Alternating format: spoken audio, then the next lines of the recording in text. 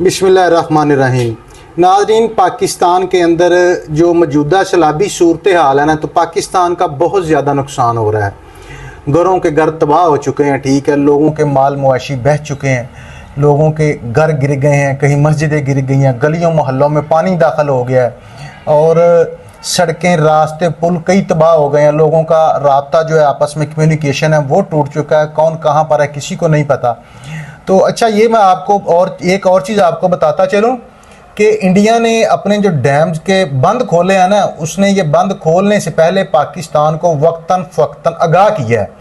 उसने एक बार, दो बार, तीन बार आगाह किया है कि हमारे जो दरिया या जो डैम्स है वो बढ़ चुके हैं, तो हम पानी खोल सकते हैं इस टाइम पर। अच्छा, ये जो सिंध तवास माहदा है ना, उसके अंदर भी ये बात लिखी गई है कि अगर इंडिया के अंदर पानी वाफर मिकदार में हो जाता है, पानी ज़्यादा हो जाता है, तो वो ये जो डैम्स के बंद है ना, वो पानी छोड़ सकते हैं पाकिस्तान की तरफ। तो कुछ ऐसा ही हुआ, उन्होंने डैम्स के जो बंद थे वो खोले हैं। तो पाकिस्तान के जो इस वक्त 3 दरिया हैं ना, दरियाए रावी, दरियाए सतलुज और दरियाए ब्यास, इन दरियाए चिनाब, इनके अंदर सैलाबी सूरत हाल है बहुत ज़्यादा। लोगों के घर तबाह हो गए हैं, लोगों की फसलें तबाह हो गई हैं। देखो, जब किसी का घर तबाह होता है ना, किसी का आशियाना उजड़ जाता है, ये दुख और तकलीफ वो बंदा ही समझ सकता है, किसी दूसरे को क्या पता है। जिसके ऊपर गुजरती है ना, वो ही जानता है कि उसके साथ क्या हुआ है। तो नाजरीन, अब आपको मैं ये बताता चलूँ कि वो कौन से इलाके हैं पाकिस्तान के जहाँ पर सैलाब की सूरत हाल ज़्यादा है। यहाँ के जो इलाके ज़्यादा मुतासर हुए हैं उनमें है जी नारोवाल, सियालकोट, फ़िरोज़पुर, मंडी बहाउद्दीन के अजला, शहर और गलियाँ, मोहल्ले और घर, मस्जिदें जो पानी की नज़र हो गई, डूब गए लोग, फसलें तबाह हो गई। तो इसके बाद बात करते हैं जी KPK की।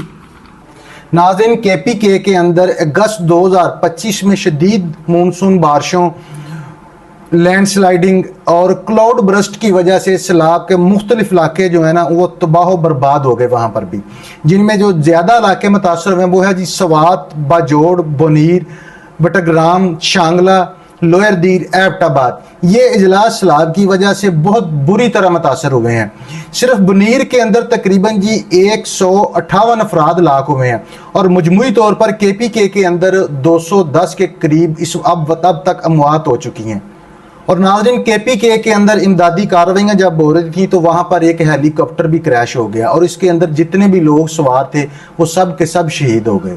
नाज़रीन, KPK के अंदर ये सैलाबी सूरत हाल, क्लाउड बर्स्ट और लैंड स्लाइडिंग के जो हादसा हो रहे हैं ना, इस वजह से वहाँ पर जो मौत का सिलसिला है ना, वो बढ़ता चला जा रहा है। और ये तकरीबन बढ़ते बढ़ते अब वहाँ पर जो अदाद शुमार बताए जा रहे हैं, जो रिपोर्ट हुई है अभी तक अमवात, उसके बारे में ये कहा जा रहा है कि तकरीबन 320 से ज़्यादा लोग वहाँ पर मारे जा चुके हैं।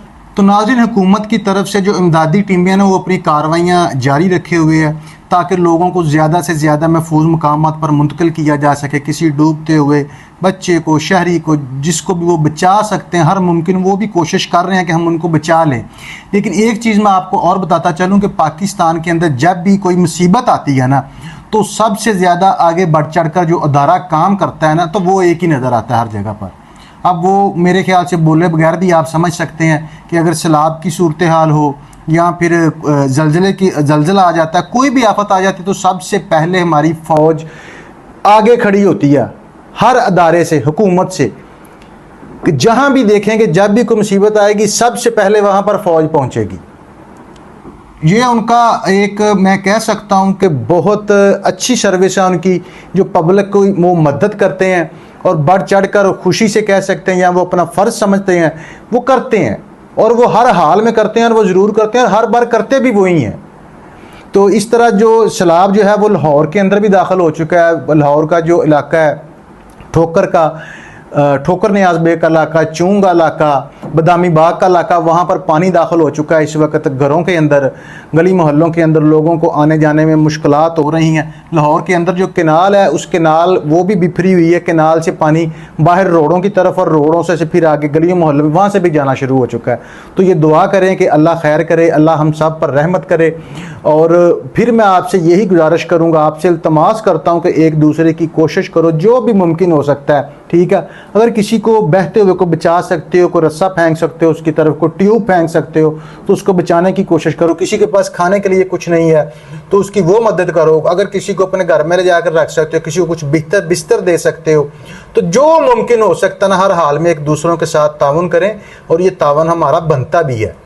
تو اس کے ساتھ ہی اجازت چاہتے ہیں، دعاؤں میں یاد رکھیے گا۔ اللہ حافظ۔